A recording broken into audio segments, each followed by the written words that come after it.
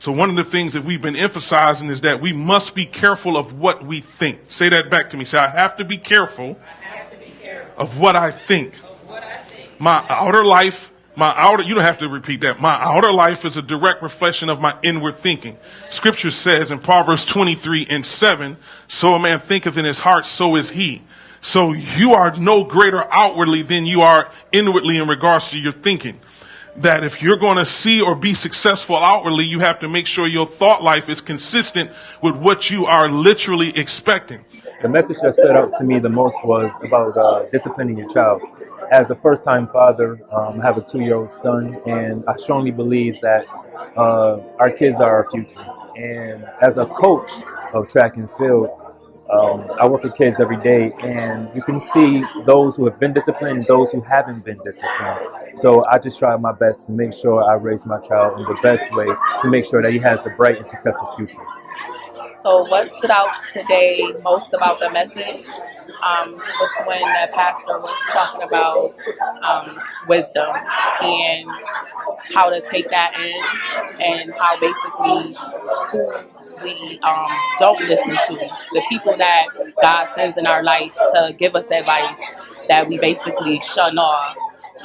It stood out most because, I have people telling me what I should do, right, to walk the right path, and I tend not to listen. I tend to do what I want to do when I know what they telling me is correct. That stood out most because it's something that I'm going through right now. A specific area that I can apply today's message to my life is how I treat my parents and how our relationship is.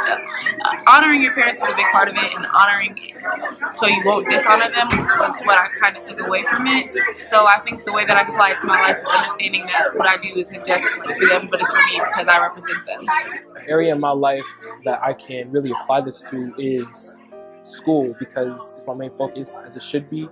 And I just realized that when I learn something in school, automatically I already have all the information that I need to do great on the tests. And the test grades comes with good GPA, good scholarships that I can use to get into college, whatever college I want, and for free.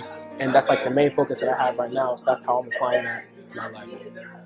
I told you before, when you think about the life of a caterpillar, when it's born a caterpillar, but it dies a butterfly, it can never go back after the metamorphosis to being what it was prior. Matter of fact, I told you the scientists have proved that when the butterfly goes from being a caterpillar to a butterfly, that metamorphosis, they've even done the study to show that the DNA of the caterpillar and the DNA of the butterfly are absolutely different. So that means that your makeup after your transformation, after being born again, should be totally different. And you should not be comfortable going back, because really, once your mind has been expanded by the word, it should be hard for you to go back. Do I have a witness in the building?